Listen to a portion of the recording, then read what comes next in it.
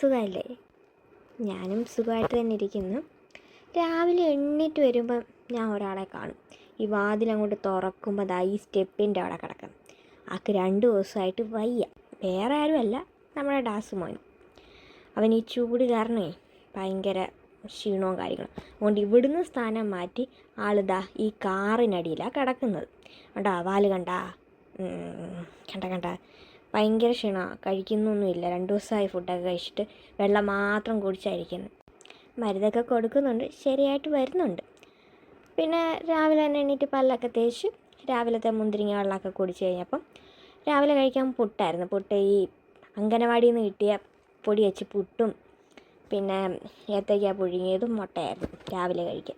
പിന്നെ കുറച്ച് നട്ട്സും കാര്യങ്ങളൊക്കെ ഇരിപ്പുണ്ടായിരുന്നു. അത് ഞാൻ കഴിക്കുന്നില്ല. അതിനകത്തുനിന്ന് കുറേശ്ശെ പെറുക്കിയൊക്കെ തിന്ന് പക്ഷേ കൂടുതലും അരികളാണ് ഇതിനകത്ത്, മുന്തിരിങ്ങ അരി. അതുകൊണ്ട് ഞാനിങ്ങനെ മാറ്റി വെച്ചേക്കുമായിരുന്നു. അപ്പം ഞാൻ വിചാരിച്ച് കുറച്ച് ബദാമും കാഷ്യും ഒക്കെ വാങ്ങിച്ചിട്ട് നട്ട്സ് ബോൾ ഉണ്ടാക്കി വെക്കാമെന്ന് വിചാരിച്ചു.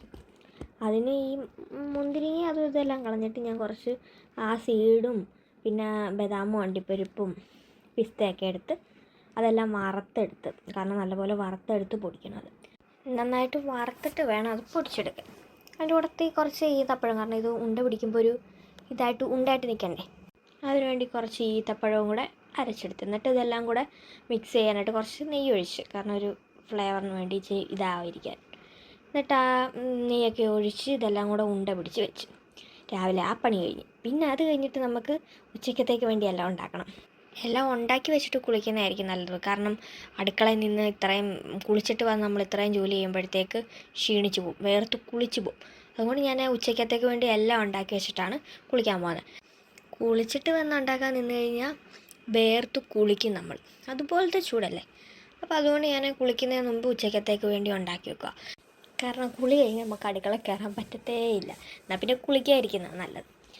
അതുകൊണ്ട് ഞാൻ എല്ലാ പരിപാടിയും കഴിഞ്ഞിട്ട് ചോറ് അരിയടപ്പയിലൊക്കെ ഇട്ട് കഴിഞ്ഞിട്ട് മീൻ വറക്കാനുണ്ടായിരുന്നു. അതെല്ലാം വറുത്ത് കഴിഞ്ഞിട്ട് പിന്നെ കുറച്ച് മീൻ കറി വെച്ച്, കുറച്ച് കേര ഇരിപ്പുണ്ടായിരുന്നു. അപ്പം എന്ന് വെച്ച് അത് കറി വെക്കാം. അങ്ങനെ അതും വെച്ച് കഴിഞ്ഞ് പിന്നെ മുരിങ്ങയില ഉണ്ടല്ലോ, മുരിങ്ങയില ഈ തേങ്ങ അരച്ച് കറി പോലെ വെക്കാമെന്ന് വിചാരിച്ചു. അപ്പോൾ അതിനാദ്യം മുരിങ്ങയില മൊത്തം എതിർത്തെടുത്ത് അതിനുശേഷം തേങ്ങയ്ക്കകത്ത് വെളുത്തുള്ളിയും ജീരകപ്പൊടിയും മഞ്ഞൾപ്പൊടിയൊക്കെ ഇട്ട് പേസ്റ്റ് പോലെ അരച്ചെടുത്തിട്ട് മുരിങ്ങയില വാട്ടിയതിനകത്തോട്ട് ഒഴിച്ചു കൊടുത്തിട്ട് ആവശ്യത്തിന് വെള്ളം ഒഴിച്ചു കൊടുത്ത് മുരിങ്ങയിലക്കറി അങ്ങനെ റെഡിയാക്കി വെച്ചു. അങ്ങനെ ഉച്ചക്കത്തേക്ക് വേണ്ട എല്ലാ സാധനങ്ങളും, മീൻ കറിയും മീൻ വറുത്തതും മുരിങ്ങയിലക്കറിയും എല്ലാം റെഡിയായി. ഇനിയും കുളിക്കുന്നതിന് കുറേ നാളായി ഹെയർ കെയർ ചെയ്തിട്ട്. എന്ന് വിചാരിച്ച് ഇന്ന് എണ്ണ തേക്കുമ്പോൾ നല്ലപോലെ ഹെയർ കെയറൊക്കെ ചെയ്യാമെന്ന് വിചാരിച്ചു. ഞാൻ ഉപയോഗിക്കുന്നത് കാച്ചി വെളിച്ചെണ്ണ, നമ്മുടെ ഈ ബ്രഹ്മിയും പിന്നെ കുറച്ച് കാര്യങ്ങളൊക്കെ ഇട്ട് എണ്ണ കാച്ചി ഉപയോഗിക്കുന്നത്. സാധാരണ ഞാനതെന്ന് ഒന്ന് രണ്ട് ദിവസം അതാ തേക്കുന്നത്. അപ്പോൾ ഇന്ന് ഇച്ചിരി ഹെയർ കെയറായിട്ട് ചെയ്യാമെന്ന് വിചാരിച്ചു. അതിനകത്തോട്ട് നമ്മുടെ ഈ റോസ്മേരിയുടെ എസൻഷ്യൽ ഓയിലുണ്ടല്ലോ, അതൊരു 4 തുള്ളി ഈ കാച്ചിയ വെളിച്ചെണ്ണയ്ക്കകത്തോട്ട് ഒഴിച്ചു കൊടുത്ത്. പിന്നെ ചിലവരിത് ചൂടാക്കിയൊക്കെ ഡബിൾ ബോയിൽ ചെയ്തൊക്കെ എടുക്കും. ഞാൻ അത് ചെയ്തില്ല. കൈ കൊണ്ട് മിക്സ് ചെയ്തിട്ട് തലയിൽ നല്ലപോലെ മസാജ് ചെയ്ത് പിടിപ്പിക്കുമായിരുന്നേ. എന്നിട്ട് പിന്നെ നമുക്ക് ഈ ചൂടായതുകൊണ്ട് വേറെ ഒരു സാധനങ്ങളൊന്നും നമുക്ക് തലയിലിടാൻ പറ്റത്തില്ല.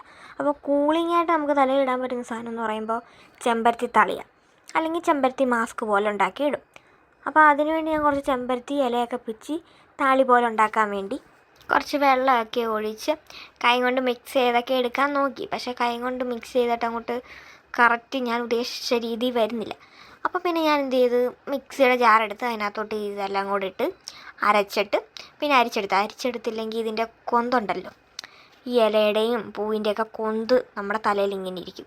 അതെത്ര കഴിയാലും പോകത്തില്ല. പിന്നെ അതെല്ലാം മുടിയിലെല്ലാം പുരട്ടിയിട്ട് പിന്നെ ബെഡ്ഷീറ്റൊക്കെ മാറ്റണമായിരുന്നു. അതെല്ലാം മാറ്റി വിരിച്ചിട്ടിട്ട് പിന്നെ പോയി കുളിച്ചിട്ടൊക്കെ വന്നു.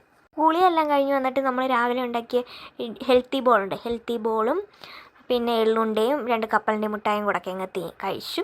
അതിന് കുറച്ച് തുണി ഉണ്ടായിരുന്നു, അതെല്ലാം വാഷിംഗ് മെഷീനിലിട്ട് കഴുകിയിട്ട് മുറ്റത്ത് കൊണ്ട് വിരിച്ചിട്ട്. മുറ്റത്ത് ഭയങ്കര വെയിലത്ത് കൊണ്ട് അത് തുണി വിരിച്ചിട്ടിട്ട് തിരിച്ചു വന്നപ്പോഴത്തേക്ക് ഞാൻ ക്ഷീണിച്ചു. അതുകൊണ്ട് ഒരു തണുത്ത തണ്ണിമത്തൻ ജ്യൂസൊക്കെ അടിച്ചു കുടിച്ചിട്ട് റെസ്റ്റ് എടുത്ത് കുറച്ച് കഴിഞ്ഞപ്പോഴത്തേക്കും 1 മണിയായി. പിന്നെ 1 മണിക്ക് പോയി ചോറും നമ്മൾ രാവിലെ വെച്ച മുരിങ്ങയിലക്കറിയും മീൻ കറിയും മീൻ വറുത്തതൊക്കെ കൂട്ടി ഉച്ചക്കത്തേക്ക് കഴിച്ചു.